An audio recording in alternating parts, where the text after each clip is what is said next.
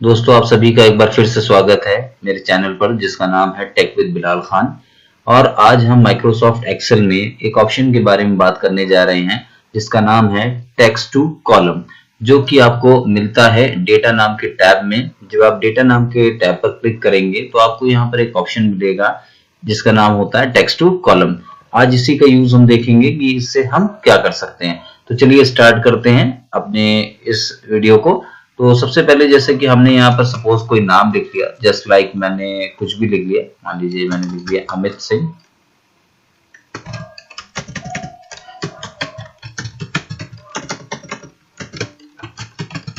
ठीक है, अब यहाँ पर हमसे अगर कोई कहता है कि अमित सिंह जो कि एक सेल में लिखा हुआ है इसको आप अलग अलग कर दीजिए, तो हम क्या कर सकते हैं इसके लिए।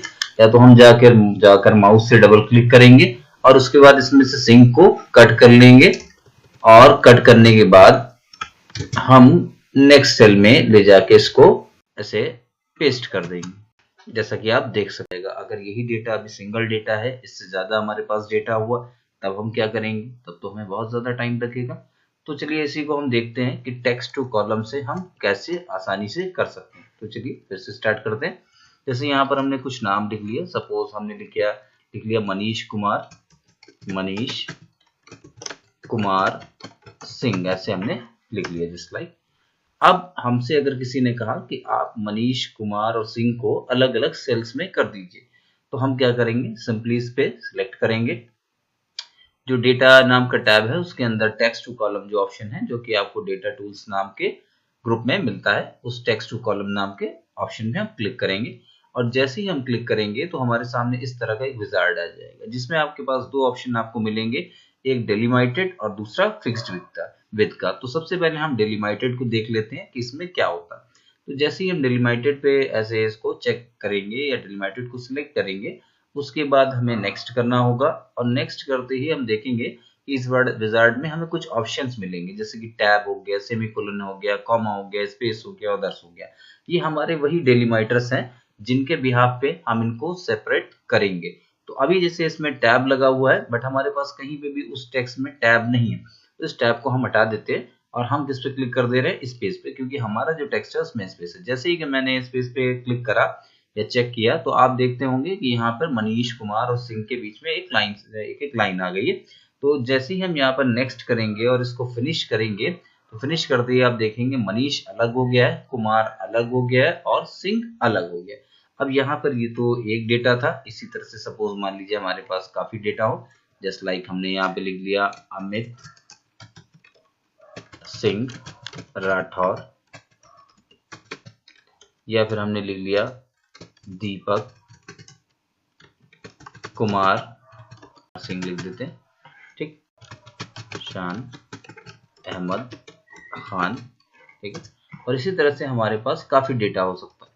तो हमने इन तीनों को एक साथ सिलेक्ट करा, टेक्स्ट टू कॉलम पे हम गए और यहाँ पे डेलिमिटेड पे गए और उसके बाद हमने नेक्स्ट पे क्लिक करा और यहाँ पर भी हमारे पास स्पेस है तो हमने स्पेस पे टिक लगा दिया और इसको नेक्स्ट कर दिया और फिनिश कर दिया। तो हमने देखा कि नाम हमारे जो थे ये अलग अलग हो गए, यानी कि इनके जो वर्ड्स थे वो अलग अलग हो गए। तो आपने देखा कि किस तरह से टेक्स्ट टू कॉलम वर्क करता है। अभी हम टेक्स्ट टू कॉलम को आगे और कवर करेंगे और उसमें देखेंगे कि आगे और कैसे वर्किंग करता है, ठीक है। तो चलिए आगे की बात करते हैं। यहाँ पर हमने जैसे लिख लिया Amit comma 25 dash Kanpur comma pizza. इसी तरह से हमने एक डेटा लिख लिया दीपक डैश 36 कॉमा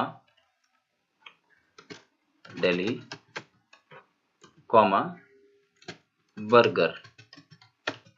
इसी तरह से एक और डेटा बना लेते हैं हम। यहाँ पर हमने लिख दिया शालिनी, नेक्स्ट में लिख दिया Shalini dash 26 comma Noida dash, और इसके आगे हमने कुछ खाने की चीज कोई भी लिख दी, जैसे हमने लिख दिया मोमोज, सपोज मोमोज, तो आप देख सकते हैं कि हमारे पास यहाँ पर 2-3 डेटा हैं, एक ये है, एक ये है और एक ये है, जिसमें आप ये देख सकते हैं कि अमित के आगे कॉमा लगा है, उसके बाद उसकी एज लिखी है, डैश लगा के उसका शहर लिखा हुआ है, फिर उसके बाद उसका जो भी फेवरेट फूड है वो लिखा है। इसी तरह से आप देख सकते हैं दीपक 36 दिल्ली बर्गर, और फिर आप देख सकते हैं शालिनी 26 नोएडा एंड मोमोज। तो लेकिन यहाँ पर आप एक चीज जो ध्यान देने वाली है उसको ध्यान दीजिए, इससे पहले जो डेटा था उसमें सब में स्पेसेस थे, बट यहाँ पर कहीं पे कॉमा, कहीं पे डैश है, कहीं पे इस तरह से। तो इस डेटा को हम कैसे करेंगे? तो वैसे ही हम सेलेक्ट कर देंगे जैसे हमने पहले किया था। उसके बाद टेक्स्ट टू कॉलम पे क्लिक करेंगे, यही डेलिमिटेड जिससे हमारा टिक लगा हुआ है या वह चेक लगा हुआ है या जैसे भी ऑप्शंस अगर सिलेक्ट है तो उसको हम सिलेक्ट रहने देंगे। उसके बाद हम इसको नेक्स्ट करेंगे। नेक्स्ट करने के बाद आप देख सकते हैं कि मेरा स्पेस पे टिक लगा था, इस स्पेस का हमारे पास काम नहीं है फिलहाल, तो इसको हम यहाँ से हटा देते हैं। और हटाने के साथ साथ हम क्या करेंगे कि यहाँ पर हम कॉमा पे टिक लगा दिया, स्पेस को हटा दीजिए। और यहाँ पे अदर्स में हमने क्या कर दिया है, यहाँ पर आप देखिए पहले जैसे हमने कॉमा पे टिक लगाया तो जहाँ पर कॉमा से था वहां से नीचे आपको दिखा रहा है सेपरेट हो गया। अब हमने अदर्स में डैश भी लगा दिया, जैसे ही हमने डैश लगाया तो जहां जहां उसको डैश मिला उसने उसको भी सेपरेट कर दिया। इसके बाद हमने इसको नेक्स्ट करा और फिनिश कर दिया। तो देखिए हमने नेक्स्ट और फिनिश कर दिया है। तो आप देख सकते हैं कि हमारा डेटा इस तरह से सेपरेट हो गया है कि यहाँ पर Amit 25 Kanpur pizza, Deepak 36 Delhi burger, Shalini 26 Noida and momos. ठीक, तो आपने देखा कि किस तरह से हमारा टेक्स्ट टू कॉलम काम करता है। अभी टेक्स्ट टू कॉलम में और भी चीजें हैं कुछ, फिलहाल अभी जो मैंने आपको बताया है उम्मीद करता हूँ कि आपको अच्छे से समझ में आ गया होगा। अगर किसी तरह की कोई दिक्कत है, कोई चीज नहीं समझ में आई है, कोई किसी पॉइंट पे आपको कुछ नहीं समझ में आया, तो आप उसको आस्क कर सकते हैं, पूछ सकते हैं। और अगर आप चाहते हैं कि मैं टेक्स्ट टू कॉलम में आगे भी कुछ बताऊं तो आप कमेंट्स में बता सकते हैं, उसके बारे में आपको और बता सकता हूं।